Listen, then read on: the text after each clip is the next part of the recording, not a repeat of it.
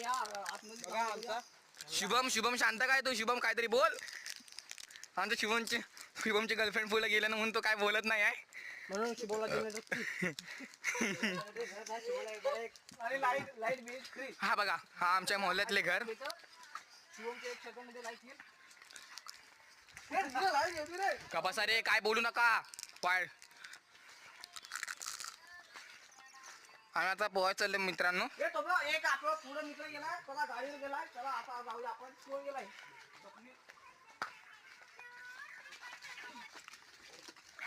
आमचा मोहल्ला आहे. हा मस्जिद